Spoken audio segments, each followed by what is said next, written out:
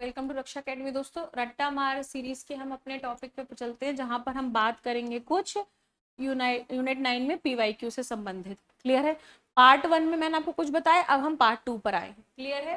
तो देखिए, आप देखेंगे कि यूनिट 9 में जो क्वेश्चंस आ रहे हैं, ठीक है, जो क्वेश्चंस आ रहे हैं उनमें आप देखेंगे कि पीवाईक्यू की जो संभावनाएं हैं, जो हाल ही के मध्य प्रदेश में या आसपास आए स्टेटों में कुछ एग्जाम्स हुए हैं, उनमें आने की संभावना ज्यादा रहती है। हम फोकस उन्हीं पे करके चलेंगे। क्लियर है? आप समझेंगे एक बात को कि जब भी आप यूनिट 9 पढ़ें तो फैक्ट बेस बस याद करते चलें, वो ज्यादा इंपॉर्टेंट होता है। क्लियर है? आप हमारी जब टेस्ट सीरीज लेंगे रक्षा अकेडमी की, तो वहां पर आपको 6 से 7 टेस्ट, ठीक, यूनिट 9 के, एक बार आप ऑफिस में कंफर्म कर लेंगे, लगभग 6 से 7 टेस्ट आपको यूनिट 9 के। यूनिट 8 के आपको 8 टेस्ट, कितने? 8। 8 सिर्फ करंट अफेयर्स, इसमें नेशनल और एमपी दोनों। क्लियर है? फिर उसके बाद आपको यूनिट 7 भी अगर पढ़ना है तो लगभग 10 टेस्ट पूरे पूरे किसके हैं हमारे पास? यूनिट 7 के। क्लियर है? तो 7, 8, 9, 10 टेस्ट जो हैं वो टोटल किसके हो जाएंगे? आपके पास इतने सारे आ जाएंगे। क्लियर है? अब रोबोटिक्स का उपयोग, जैसे यहाँ पे तो मैं पीवाईक्यू सॉल्व करा रही हूँ, वहां पे आपको हमारी टेस्ट सीरीज में मिलेगा। फिर हमारे वकुल सर आपके लिए अलग से भी मैराथन क्लासेस लेके आएंगे, जिसमें आपको 100 पीवाईक्यू सॉल्व करा देंगे हम। क्लियर है? तो रक्षा अकेडमी तो बिल्कुल इस बात के लिए तत्पर है कि आपका प्रीलिम्स निकले। क्लियर है? चलिए, रोबोटिक्स का उपयोग किसके क्षेत्रों में होता है भाई? अंतरिक्ष में ग्रहों के बारे में जानने के लिए, ह्यूमनाइड, ड्रोन में। और इसका उपयोग किसके लिए होता है? सेना के लिए भी होता है। जब आप करंट अफेयर्स पढ़ेंगे तो आपने रोबोडॉग न्यूज के बारे में पढ़ा होगा, जिनको संजय नाम दिया गया है। क्लियर है? अब रोबोटिक्स की आवश्यकता कहाँ कहाँ होती है भाई? यांत्रिकी अभियांत्रिकी में, इलेक्ट्रॉनिक्स में, संगणक विज्ञान में, आदियों में होती है। ठीक है? रोबोडॉग क्या कैसे भाई? कार वेल्डिंग कर सकते हैं, अब तो सर्जरी भी कर सकते हैं, विस्फोटक को ढूंढ सकते हैं, ड्रोन में इस्तेमाल किए जाते हैं, सेना में इस्तेमाल किए जाते हैं। रोबोट का क्या फायदा नहीं है? कि विस्थापित कर सकते हैं। ये फायदा नहीं है, नुकसान है। आप देखेंगे कि मैंने एक चीज पढ़ी थी कि बेंगलोर में एक स्टार्टअप है जिसने अपने सारे कर्मचारियों को निकाल दिया और सारा रोबोट काम कर रहे हैं। आप समझिए कि 10 से 12 लोगों की नौकरी वहां पे गई। तो ये हमारे लिए फायदा नहीं, हमारे लिए नुकसान है। क्लियर है? अब रोबोट के चल जोड़ों की संख्या को क्या कहा जाता है? डिग्री ऑफ फ्रीडम कहा जाता है। क्लियर है? चलिए आगे बढ़ते हैं। किस संगठन ने व्योम मित्र बनाया? तो ये तो आया हुआ क्वेश्चन है पीएससी में, इसरो ने बनाया था भाई। ठीक। कृत्रिम बुद्धिमत्ता के जनक आर्टिफिशियल इंटेलिजेंस जॉन मैकार्थी, लिप्स की संरचना की थी इन्होंने। क्लियर? ठीक है।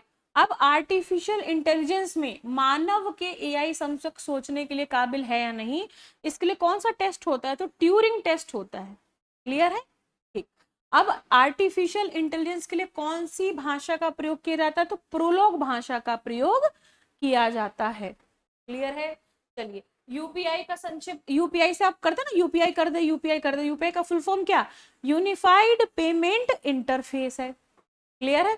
किसी की भी यूपीआई आईडी ली और अपने में कॉपी किया, उसने पे कर दिया, नाम क्या? यूपीआई, यूनिफाइड पेमेंट इंटरफेस है जी। क्लियर है? चलिए अब आगे बढ़ते हैं।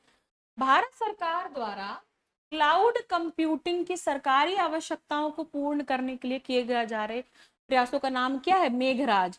आप याद कैसे करेंगे? मेघ क्या बोलते हैं? बादलों को। तो यहाँ पे किसकी बात की जा रही है? क्लाउड कंप्यूटिंग की बात की जा रही है। क्लियर है? अब किसने कंप्यूटर वायरस शब्द को गढ़ा था? ये फ्रेड कोहेन थे। Fred Cohen. यहाँ पे बनाएंगे क्या? Double star. क्लियर है? अब हमला भ्रामक ईमेल, टेक्स्ट संदेशों के रूप में आता है, जो आपसे सॉफ्टवेयर इंस्टॉल करने के लिए कह सकता है। उसको क्या बोलते हैं? फिशिंग बोलते हैं। अच्छा, फिशिंग शब्द निकलता किससे? आपने देखा होगा कि जनरली जो मछली पकड़ते हैं वो कैसी लंबी रॉड होती है और उसमें हल्का सा चारा फंसा के डाल देते हैं, कह रहे हम फिशिंग कर रहे हैं, मछली पकड़ रहे हैं।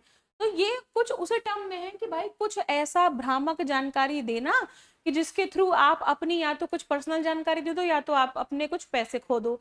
उसमें क्या होता है? फिशिंग होता है। कुछ आपको ईमेल आएंगे, कुछ आपको टेक्स्ट संदेश आएंगे, जैसे हमने देखा होगा व्हाट्सएप पे एक टाइम पे शादी के कार्ड बड़े गलत तरीके से आ रहे थे, उनसे पैसे कट रहे थे, वो सब फिशिंग में ही आता है। क्लियर है? चलिए, अब आपने एक नाम सुना होगा गवर्नमेंट के ऐप का, जिसका जिसका जिसको बोलते हैं उमंग। उमंग एप्लीकेशन। ठीक, ई गवर्नेंस का।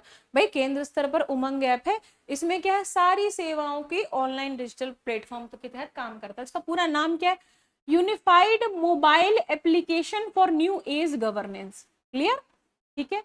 WW वर्ल्ड वाइड वेब किसने आविष्कार किया, सर टिम बर्नर्स ली ने। क्लियर है।